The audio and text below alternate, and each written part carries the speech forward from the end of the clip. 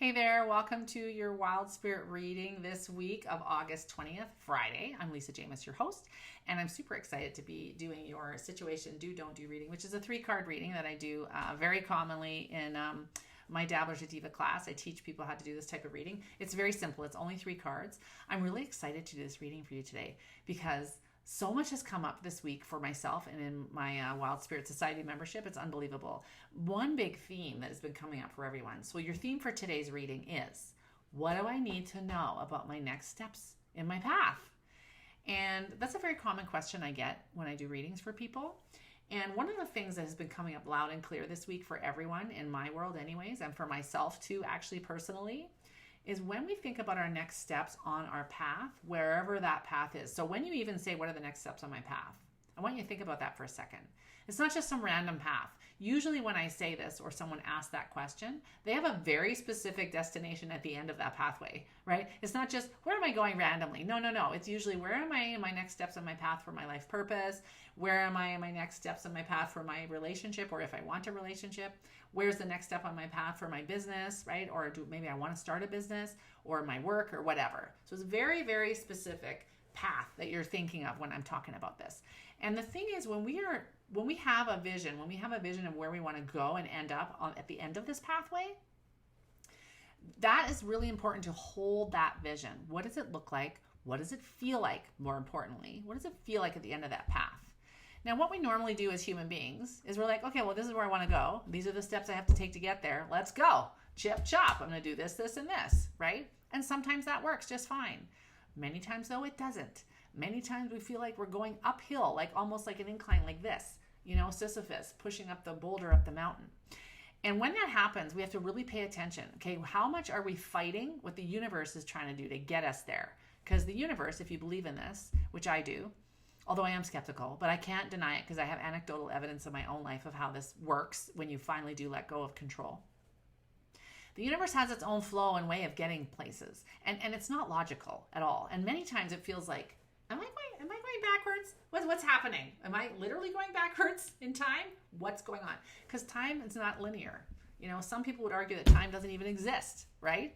So sometimes it feels like we're going backwards, forwards, all over the place. And I want you to think of a river analogy. Someone in my life uses this analogy, which I love so much. So we use it in our life, and I love it so much. And I used it in an analogy on my Facebook Live I did for my membership, Wild Spirit Society. And so I want you to think about this. Think about where you want to go, right? At the end of the river, the end of your path, what you're thinking of when I'm doing this reading for you. And imagine that you are on this river and you're freaking out because you don't know where the river is going. There's so many bends and twists and turns. You don't have no idea what this river is. You're floating on it. You have your oar and you're in your little raft or whatever, your canoe, right?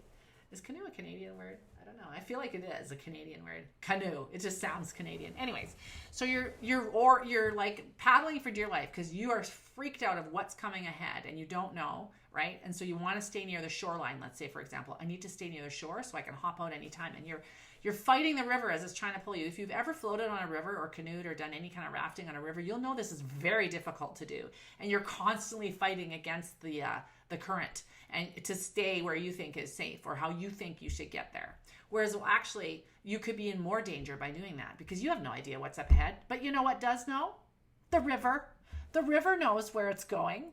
The river has created flows around big rocks and very dangerous places, right? The river knows. Now, make sure you wear your life jacket.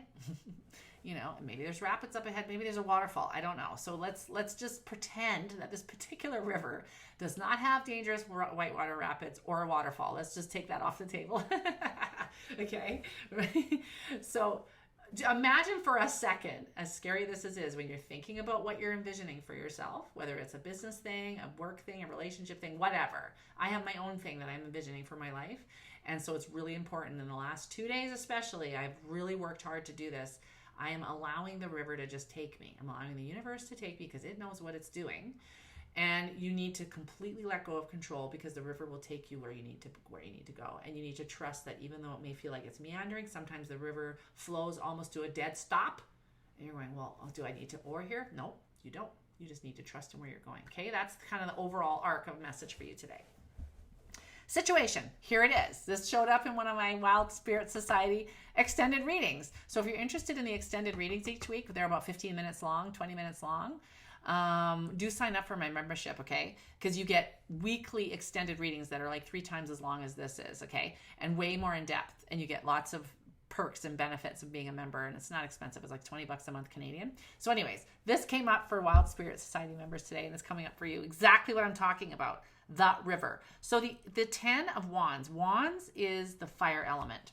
Wands is your wild spirit. Wands is your wild woman or your wild man and where you want to go, what lights you up inside, what your life purpose is, that juicy, vibrant, alive, inspiration, leadership.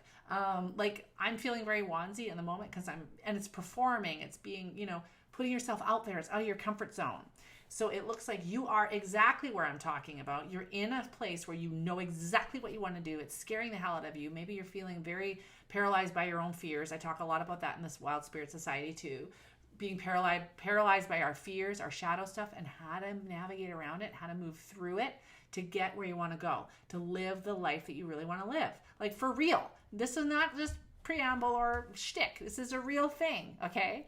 So you can see that he's like, you know what, fuck it. I don't care. The universe is not making it happen quick enough or the way I want. I'm going to take the whole thing, all 10 of these wands, all 10 of my fire of where I want to go and my wild spirit life I want to live, and I'm doing it myself. Well, is he successful?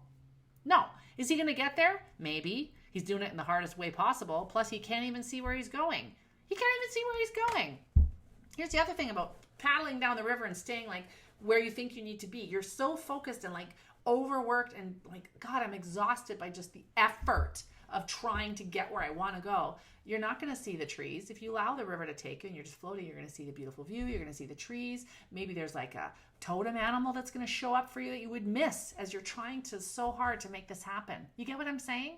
So stop doing that.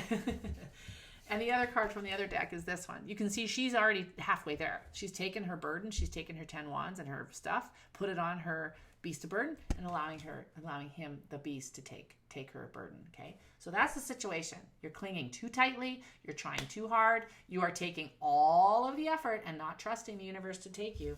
Exactly. Here it is. Wheel of Fortune. This is about destiny. This is about fate, which I don't necessarily believe, but it's hard to imagine because I do think as I'm getting older, I'm 53 now, and I'm imagining, you know what? I think a lot of stuff is mapped out for us by our own soul's journey. What key things our soul needed to learn this time around.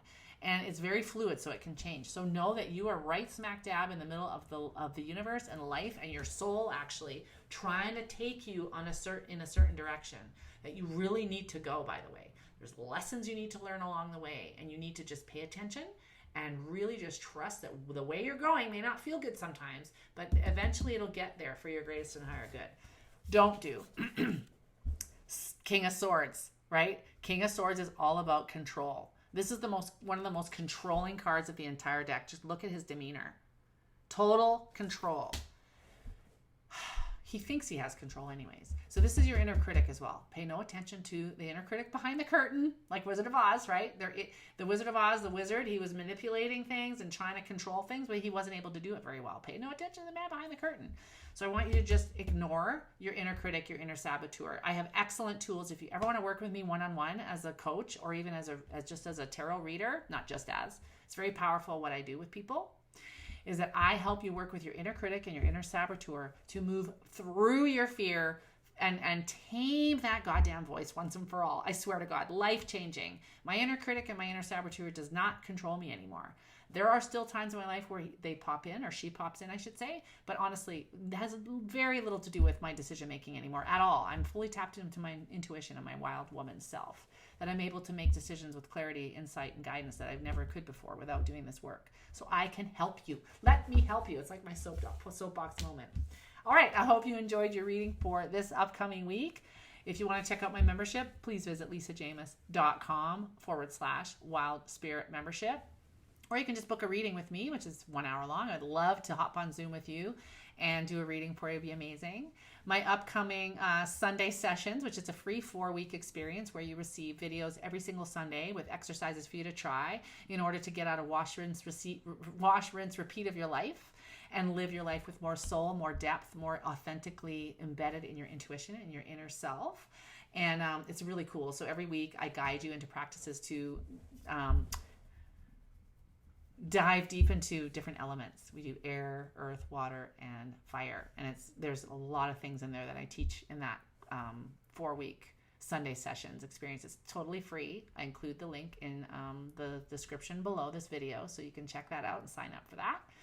And I hope you have an awesome rest of your Friday. See you next time. Stay wild. Bye-bye.